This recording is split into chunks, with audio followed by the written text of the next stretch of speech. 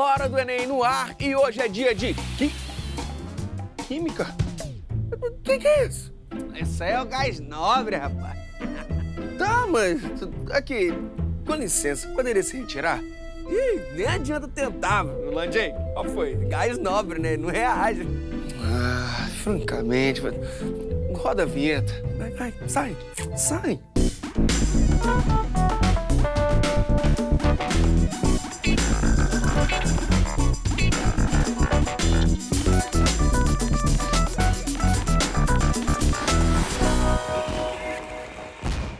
Hora do Enem no ar e hoje é dia de Química. Mas antes, aquele aviso. Perdeu algum episódio? Vai lá no site tvescola.org.br ou no canal do YouTube, youtube.com/tvescola. Aproveita e se inscreve. E agora sim, eu conto com a presença dela, professora Patrícia Guiar. Tudo bem, professora? Prazer. Seja bem-vinda. Obrigada. Um prazer ter você aqui. Prazer é todo meu. Professora, você veio de Belo Horizonte. E aí, como é que está a preparação dos estudantes mineiros? Os estudantes mineiros, assim como todos os estudantes do Brasil, tem aquela apreensão do Enem, né? Uma prova cada vez mais conteudista, uma prova de 2 dias, uma prova pesada, mas o pessoal está firme na luta. Hoje a gente vai falar especificamente de termoquímica, né, professora? Por que esse tema é tão importante? Aparece muito? Aparece. Todo ano a gente tem pelo menos uma questão de termoquímica. Esclarece pra gente o que é termoquímica. Termoquímica é um ramo da química que trabalha com as energias envolvidas nas reações químicas. Então, é através da termoquímica, por exemplo, que a gente estuda o calor de uma combustão de uma gasolina, de um etanol. Então, é um assunto super ligado com o cotidiano, né? E tem a ver com física, professora? Tem sim, Landy. Inclusive, eu preparei uma revisãozinha ali no quadro. Ih, bora lá? Bora.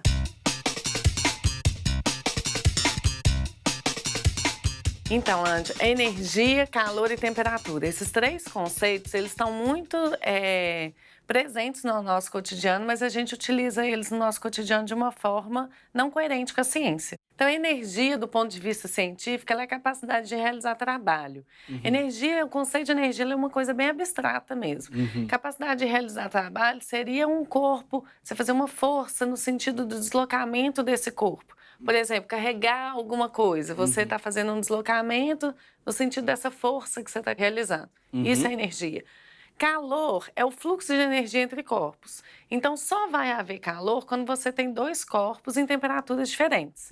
Aí, obviamente, o corpo de maior temperatura, né, que é a medida da energia cinética das partículas, vai ceder energia para o corpo de menor temperatura. E essa transferência de energia que é o que a gente chama de calor. Temperatura é a medida da energia cinética das partículas. Então, é muito doido pensar, mas é assim que acontece. As partículas desse quadro, elas estão em movimento. Só que aí, esse quadro está numa temperatura e o meu corpo está em outra temperatura. A temperatura do meu corpo é maior do que a temperatura do quadro. Sim. Então, o que significa isso do ponto de vista microscópico? Que as partículas do meu corpo se agitam mais do que as partículas desse quadro. E é isso que é a temperatura. Entendi. Ok? Professora, eu vi que você destacou aqui a palavra entalpia. Explica pra gente por que está destacada assim. Então, entalpia, nas reações químicas, é sinônimo de energia. Por que tem esse novo conceito, essa outra palavra? É porque ela é diferente da energia trocada nas reações quando eu tenho um processo onde a pressão vai variar. Então, para a gente, entalpia é sinônimo de energia que é trocada durante uma reação química. Professora, depois dessa pequena revisão, já dá pra ver a questão? Vamos ler a questão, sim. Tá aí na tela a questão 114 do Enem de 2018, caderno azul, primeira aplicação. Por meio de reações químicas que envolvem carboidratos, lipídios e proteínas, nossas células obtêm energia e produzem gás carbônico e água. A oxidação da glicose no organismo humano libera energia, conforme ilustra a equação química, sendo que aproximadamente 40% dela é disponibilizada para atividade muscular. Então, Landy, eu pus aqui a equação destacada, que é a equação da nossa questão. Então, aqui é a molécula de glicose, que eu desenhei ela aqui de forma mais aberta. Detalhe que na química orgânica nem sempre a gente apresenta todos os átomos que estão ligados, né? Então, cada esquininha aqui é um carbono. Então, ó, 1, 2, 3, 4, 5, 6 carbonos, conforme estão aqui. Os hidrogênios, eles também, muitos deles ficam omitidos, né, na nossa representação. Então, aqui eu tenho alguns dos 12 hidrogênios que estão representados. E o oxigênio, 1, 2, 3, 4, 5, 6 oxigênios. Entendi. Então, aqui está desenhada a molécula de glicose. A estrutura que tem... da molécula, né? Exato. Entendi. A molécula de glicose fechada, né, porque existe a glicose aberta também. Aqui eu representei a fechada e aqui a fórmula molecular dela, né? Beleza. E aí, então, essa molécula, na oxidação, é que assim, eu alimento, à medida que eu faço a minha alimentação, eu ingiro moléculas de glicose. E essa glicose, ela vai ser oxidada, né? Vai sofrer uma reação química dentro do meu corpo. Cada uma molécula dessa reage com 6 moléculas de oxigênio que estão representadas aqui. Dando origem a 6 moléculas de gás carbônico, CO2, e 6 moléculas de água, né? H2O. Ok? Certo. Então, numa reação química, a gente tem um rearranjo de átomos. O que significa isso? As ligações entre os átomos nos reagentes são desfeitas e novas ligações entre os mesmos átomos são refeitas na formação dos produtos. Então, esse rearranjo que a gente chama de reação química. Perfeito. Né? E aí, o que acontece, então? Nos reagentes, eu vou ter quebra de ligação química. E para você quebrar, para você desfazer uma ligação química, é um processo endotérmico. Mas o que é endotérmico, professora? Então, Alande, térmico é de calor. Então, o que acontece? Para desfazer essa ligação química, eu preciso absorver calor. Daí vem esse prefixo endo, de dentro, de absorver calor. Entendi. E para formar a ligação exotérmica. Ah lá, o prefixo agora é exo, de fora. Então, estou liberando energia. O que acontece num processo global, então? Quando a etapa de absorção de energia, ela envolve uma quantidade de energia maior do que a etapa de liberação de energia, o processo global é chamado de endotérmico. Ou seja, é um processo que no somatório absorve energia. Porém, em algumas reações, que é o caso dessa daqui, todas as combustões são assim, né? Eu tenho uma reação que vai ser exotérmica. O que significa isso? A energia absorvida na quebra dessas ligações, ela vai ter um valor menor em módulo do que a energia liberada na formação dessas novas ligações, o que então me dá um processo exotérmico. E aí essa energia liberada nesse processo que a gente utiliza para andar, para correr, para fazer tudo na nossa vida. Fazer todas as atividades, né? Exatamente. Então, a questão está pedindo, na oxidação de 1 grama de glicose, a energia obtida para atividade muscular em quilojoule é mais próxima de... Professor, em cima ali do comando, eu vi que estava considere as massas molares. O que são as massas molares? Quando eu tenho essa equação, eu tenho ali associado um valor de ΔH, de menos 2.800. Aquele menos, vale ressaltar, que significa que essa energia é liberada, porque trata-se de um processo exotérmico, conforme a gente já tinha percebido, né? Então, o que acontece? Essa energia liberada, ela é para 1 mol de glicose. Porque eu não falei ali que é uma molécula para 6 moléculas? Na química a gente usa, como uma molécula é muito pequena, a gente usa a nomenclatura mol. Então, essa energia liberada, esses 2.800 quilojoules, eles são liberados para cada 1 mol de glicose, reagindo com 6 mol de O2, gás oxigênio, produzindo 6 mol de gás carbônico e 6 mol de água. E aí, eu tenho uma relação de energia por mol. Então, eu preciso fazer a conexão de qual é a energia por grama. Por isso, eu preciso das massas. Como é que a gente resolve essa questão, professor? Conforme a gente viu, a equação me dá esse valor de ΔH, que é a variação de entalpia, que pra gente é energia, né? Então, esse valor de energia, ele é liberado para queima para oxidação, né? Que é a mesma coisa que queima, de 1 mol de glicose. Certo. E eu, então, tenho o primeiro passo, como a questão que é em grama, que é para 1 grama, eu preciso fazer essa relação. Tá certo. Então, o primeiro passo é calcular a massa molar. O que vem a ser isso? Achar, olha, pensa na palavra, massa molar. Significa o quê? A massa de 1 mol dessa substância. Beleza. Como que eu calculo a massa molar? A questão, como no Enem não vem tabela periódica, no próprio enunciado ele me dá as massas molares de cada elemento químico. Então, ele me deu que a massa do carbono é 12. Eu não tenho 6 átomos de carbono? Sim. Então, eu vou fazer 6 vezes 12. Vai multiplicar. A massa do hidrogênio é 1, que foi dado pela questão. Como são 12 hidrogênios, 12 vezes 1. E a massa do oxigênio é 16, como são 6 oxigênios, 6 vezes 16. Beleza. Fazendo essa conta, eu chego em 180 gramas por mol, que é a unidade de massa molar. Então, agora, olha o que eu tenho. Se eu sabia já pela equação que foi dada no problema que 1 mol de glicose liberam 2.800 kJ, se eu penso nessa massa molar que 1 mol equivale a 180 gramas, o que eu posso falar? Que 180 gramas de glicose, quando oxidadas no meu organismo, vão me liberar 2.800 kJ de energia. Então, esse valor de energia liberado é no 100% do meu processo. Beleza. A questão me pede para 1 grama de glicose e me pede para a atividade muscular. E no enunciado ele me conta que essa oxidação, essa energia liberada, apenas 40% desse valor é utilizado na atividade muscular. Então, o que eu fiz aqui? Se isso aqui é 100%, 40% de 2.800 é 1.120 kJ. Opa, já fez a regrinha de 3 aí também. Ela é matemática. Ok? Essa regrinha de 3, ela pode ser feita primeiro ou ela pode ser feita no final do processo. Então, voltando, eu tenho 180 gramas de glicose, liberam 1.120 kJ de energia para a atividade muscular, que representa os 40%. Tá certo. A questão quer que eu faça para 1 grama. Então, uma regrinha de 3 simples, X, a energia que eu vou encontrar é 6,2222, dá uma dízima aí, a nossa alternativa é a letra A. Olha aí, a alternativa é letra A. Agora a gente vai para química orgânica. Qual a importância desse assunto?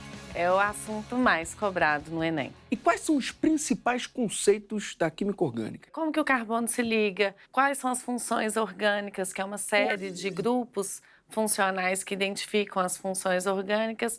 Como que são as reações orgânicas? Esses são os temas mais cobrados nesse tipo de exame. Então bora ver a questão, professora? Bora? Tá na tela, questão 130 do Enem de 2018, caderno azul, primeira aplicação. E aí, professora? O grafeno é uma forma alotrópica do carbono. Desculpa interromper, mas alotrópica? O que é alotrópica? Então, o grafeno é o grafite mesmo. É uma outra forma de dar nome para a mesma substância. A alotropia é uma propriedade que alguns átomos possuem de formar substâncias simples diferentes. O que é uma substância simples? É aquela que é constituída por um único elemento químico. Então, aqui eu coloquei o exemplo do carbono grafite, que é o grafeno da nossa questão, e do carbono diamante. Ambas as substâncias são formadas apenas por átomos de carbono. Só que olha aqui como que é a organização dos átomos de carbono, lembrando que cada quina que eu marquei aqui com uma bolinha é um átomo de carbono. O carbono ele forma vários hexágonos para formar o grafite. Enquanto no carbono diamante ele se liga assim, ó, fazendo essas ligações nessa conformação. Então essa simples forma diferente de conexão do carbono formando os hexágonos ou daquela forma representada que é tridimensional, né? Que a representação correta. Me dá substâncias diferentes, só que ambas são formadas apenas por átomos de carbono. Então, a alotropia é isso, são substâncias simples diferentes formadas pelo mesmo elemento químico. Perfeito. O grafeno é uma forma alotrópica do carbono constituído por uma folha planar, arranjo bidimensional, de átomos de carbono compactados e com a espessura apenas de um átomo. Sua estrutura é hexagonal conforme a figura. Essa figura é justamente o desenho que eu pus no quadro. Nesse arranjo, os átomos de carbono possuem hibridação. Opa, calma aí, professora. Eu nem consigo falar. Hibridação e tem lá em cima também folha planar. Explica pra gente, professora. Um conceito está associado ao outro. Hibridação vem de híbrido. Essa palavra híbrido a gente conhece do universo animal. A gente sabe que a gente tem mistura de raças, né? Sim. E que aí formam-se híbridos de novas raças. Então, hibridação tem a ver com a mistura dos orbitais na hora da ligação química. Esse é um conteúdo bem complexo. Mas do ponto de vista da cobrança do Enem, você não precisa muito entender como que essa hibridação ocorre, não. você precisa apenas conhecer os tipos de hibridação que o átomo de carbono como que ele se liga e quais são as hibridações associadas a essas formas de ligação. Então, Lândia, eu preparei uma revisãozinha sobre isso. Ué, bora? Então, vamos lá. Conforme eu te disse, a gente precisa entender como que o carbono se liga. Certo. Para isso, eu tenho que saber que o carbono é um átomo que possui 6 elétrons. 2 no primeiro nível e 4 no último nível. Então, o que acontece? Esse último nível é o chamado nível de valência. Então, o que eu posso concluir? Que o átomo de carbono ele tem 4 elétrons de valência. Isso significa que, se ele tem 4 elétrons de valência, ele faz 4 ligações químicas. A gente sabe que eu tenho ligações do tipo simples, dupla e tripla na química. Então, se eu tenho 4 ligações para o carbono fazer, ele tem 4 formas de se ligar. Como assim? Ou ele vai fazer 4 ligações simples, ou ele vai fazer uma ligação dupla e 2 simples, ou ele pode fazer 2 duplas, ou ainda uma simples e uma tripla. Entendi. Eu tenho que memorizar isso tudo? Sim, a gente tem que saber esses tipos de ligação simples, dupla e tripla para todos os átomos, né? Quando a gente estuda ligação química, a gente vê isso. O átomo de carbono, como ele é muito recorrente na química orgânica e que é um assunto muito recorrente em provas, é fácil para o estudante ter esse domínio, porque vai usando tanto que aí é tranquilo. Absorve. Absorve. Então, olha, o que acontece?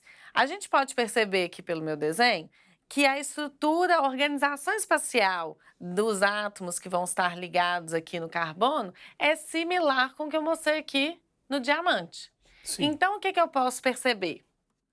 Que no carbono diamante, o carbono aqui está com hibridação ou hibridização, aparece esse termo também, tá?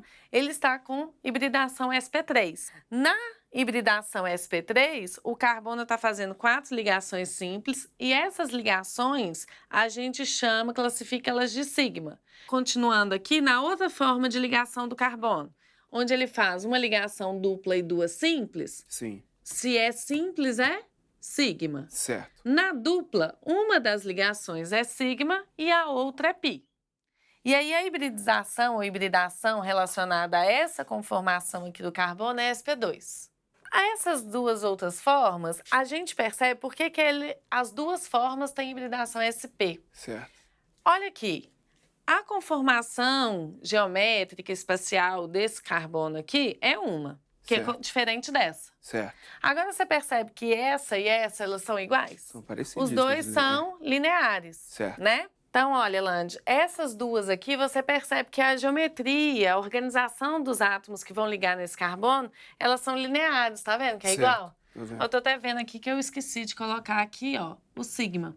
Certo. Então, o que acontece? Conforme a gente viu aqui, quando a ligação é dupla, uma é classificada como sigma e a outra pi.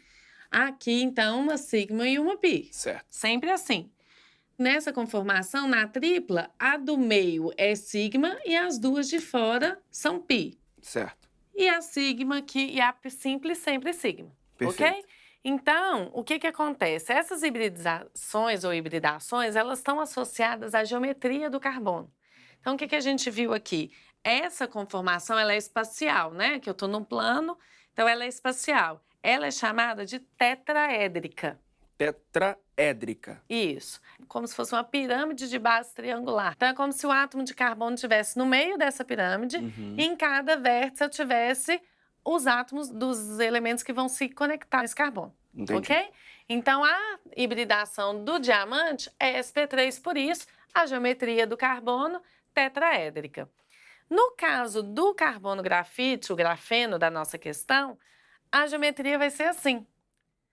Você está vendo, ó, aqui você já percebe que ela não é linear. Sim. Então, não é SP.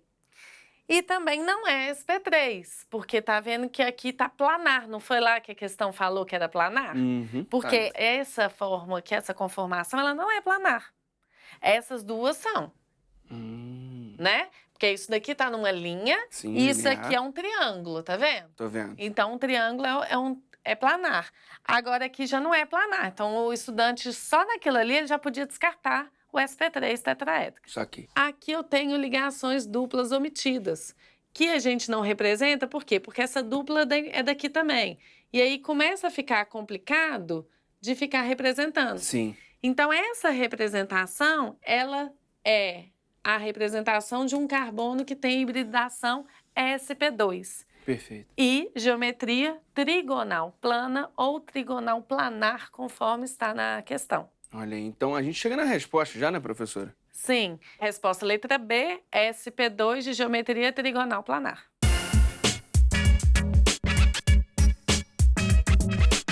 Professora, vimos mais uma questão em que a gente precisava assimilar muita coisa. E aí, como eu faço para treinar, para poder aprender a lidar com a questão dessa em que eu tenho que fazer todas essas conexões ao mesmo tempo e ganhar tempo também? A gente sabe que um dos desafios da prova do Enem é o tempo, né? Sim.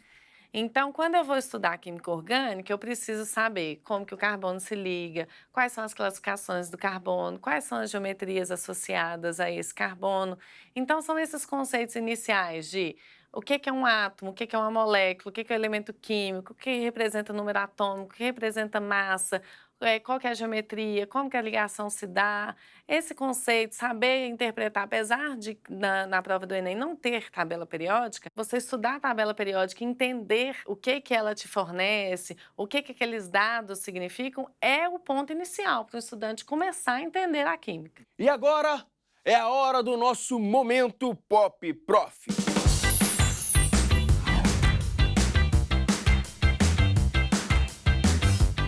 Professora, um aluno que bebe muita água, ele diminui a concentração?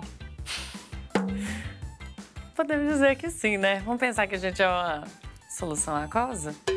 A gente tem mais de 60% do nosso corpo é água. Podemos afirmar que a diferença entre o super-homem e o homem de ferro é de apenas um carbono? Super-homem e homem de... Por que só um carbono? Super-homem é considerado um homem de aço. E o homem de ferro... Tá entendendo da constituição do aço, hein? Eu sei de ver. Eu prefiro não responder, porque eu não quero arrumar briga com o Tony Stark, não. Gases nobres só viajam de primeira classe? Gases sofrem de fusão, né? Então acho que eles não viajam, não. A tecnologia deles é muito mais avançada do que essa de avião. Essa foi Patrícia Aguiar no nosso Momento Pop Prof. Professora, qual é a sua mensagem para quem vai fazer o Enem esse ano? Então, a prova do Enem de Química, ela tá vindo cada vez mais puxada, né? Cada vez mais conteudista. Então, eu acho que o ponto principal é buscar esses conceitos básicos e fazer uma base bem feita. Então, eu sempre aconselho os meus estudantes a não querer dominar o mundo de uma vez só. Vamos aprender química o suficiente para acertar todas as fáceis. A partir do momento que eu estou acertando todas as fáceis, eu vou pegar aquele conhecimento já adquirido e vou elevar. E aí eu vou começar a conseguir acertar as intermediárias, né? E aí, assim, vai. Perfeito. Para fechar, alguma dica de material de estudos? Olha, a gente tem bons livros didáticos, né? Tem os livros que são indicados pela própria plataforma do Enem. E eu tive o privilégio de estudar com a autora de um dos livros, foi a minha professora de estágio e de orientação de TCC, tive esse privilégio na vida, Andréia Horta Machado. E eu tenho o meu Instagram, que é @profpatiaguiar, roda do merchan, né? Que eu divulgo conteúdos, faço resolução de exercícios. O estudante que tem alguma dificuldade pode mandar lá o exercício que eu faço a divulgação da resolução, dou algumas dicas no Stories, né? Essas coisas. E estou montando também uma plataforma de aulas online. Olha aí. Que eu vou divulgar lá o endereço no Instagram. Perfeito. Professora, muitíssimo obrigado mesmo por toda a ajuda, viu? Volte sempre. Obrigada. E a gente fica por aqui. Eu sei que você tá ligado no nosso site, então corre lá para conferir os outros episódios. Basta acessar tvescola.org.br ou youtube.com/tvescola. Até a próxima. Professora,